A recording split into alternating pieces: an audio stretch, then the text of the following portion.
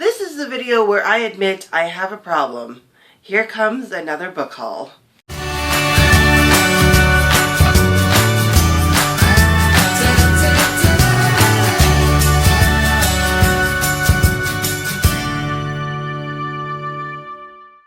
Hey everybody, welcome back. Today is going to be a book haul because I have a problem and now need to put myself on a book buying ban. But here are the books I bought in March.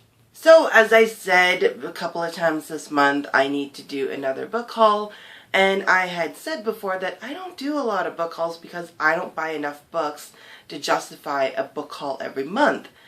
However, I was wrong. I guess I got a little carried away in March and April, even though April's not even over yet. And because of things with the car, which actually might not be turning out, and some other things that's come up, I need to put myself on a book buying ban.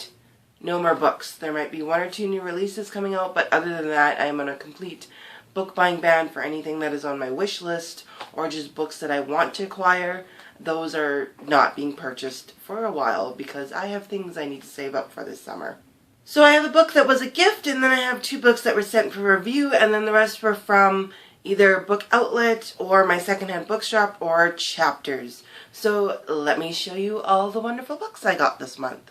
So the first book I'm going to show you is a book that I was given this month, and it's just a really cute kind of novelty book. A friend of mine knows how much I adore this little cartoon and got me I Am Pusheen the Cat by Claire Belton. This is just a little graphics of the internet sensation Pusheen, and Pusheen the Cat is my favorite sticker on Facebook, and I use it in like all of my conversations on Facebook Messenger. So I guess she was putting in a book order through the school book Scholastic for her kids and got me the Pusheen the Cat because she knows how much I like Pusheen. So I've read this and I've actually counted this towards my Goodreads reading goal. So yeah, it counts even though there's like, takes me 2 minutes to read it. So the next two books were books I sent for review, and the first one being The Bachelor Girl's Guide to Murder by Rachel McMillan. I have posted my Lit Fuse blog tour announcement video, so you guys can go and check that out. I am part of a blog tour with the Lit Fuse publicity group to promote Rachel McMillan's new book, The Bachelor Girl's Guide to Murder. So you guys can click a link. I'll put either a link here or a card up on top that you guys can check all that out. There's a giveaway involved. There's a Facebook party. You can find links to Rachel McMillan's Twitter and websites.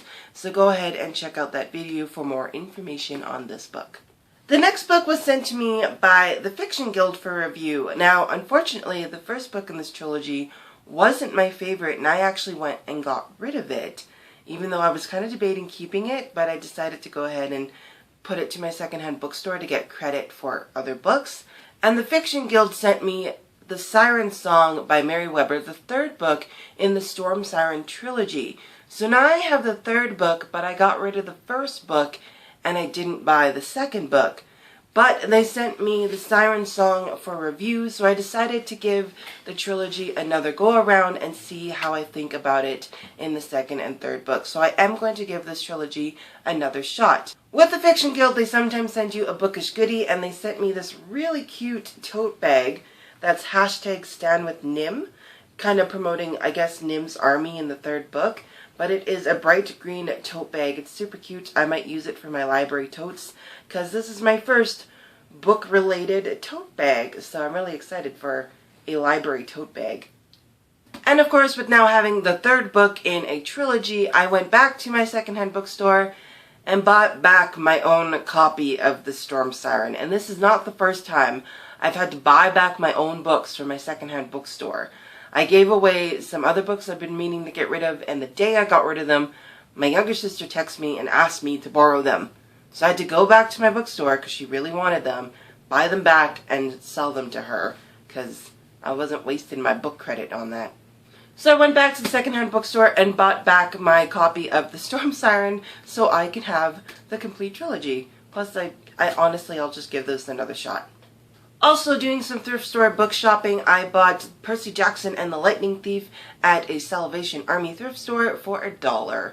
I also got the third book, The Titan's Curse by Rick Riordan, from my Secondhand Bookstore. I got The Battle of the Labyrinth by Rick Riordan and The Last Olympian all at my secondhand bookstore. So I have 4 out of 5 of the Percy Jackson series. I really liked this book series, so I was happy to see them on sale. And The Lightning Thief was only $1, so why not?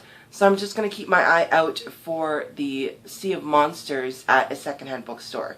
Then, of course, at Chapters, I picked up the Sirens Fury by Mary Weber. This is the second book to the Storm Siren trilogy, and I am currently reading it, although I have paused it to read The Bachelor Girl's Guide to Murder.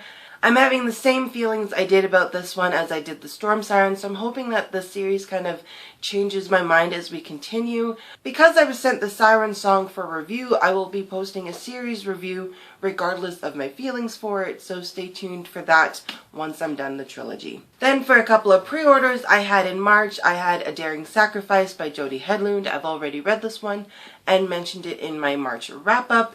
This is the second book to the Uncertain Choice trilogy, and I just adore good, clean medieval fiction, and I just love strong female characters in those, and Jody Hedlund, Melanie Dickerson, and Dinah Slyman are medieval fiction writers that I found have really good, strong female characters. Not are they physically strong and personality strong, they also have strong integrity as well, and just a good character overall. So you guys need to pick up the Uncertain Choice trilogy by Jody Hedlund. I recommend it, and I still think she looks like Merida. I then picked up The Calling by Rochelle Decker. This is the second book in the Sears trilogy, and The Choosing was my favorite book of 2015. I've already read this and mentioned it in my March wrap-up, so you guys can go ahead and check that out. And because it's the sequel, I won't give too much about it, but it does continue Remco and Carrington's journey as they join the Sears and are fighting a rebellion against the Authority City. It was heartbreaking, it was awesome, and it left you with a little bit of a cliffhanger, so I'm excited for The Awakening that's coming out this fall. I was then in Costco, and I don't have a Costco membership, but my mother and my sister both have a Costco membership. But at Costco, I picked up the 6th and 7th book in the Amulet series by Kazu Kibushki, Volume 6, Escape from Lucian, and Volume 7, Firelight. I have already read both of these and mentioned this one in my March wrap-up as well. I am very excited actually that this isn't the final book in the series.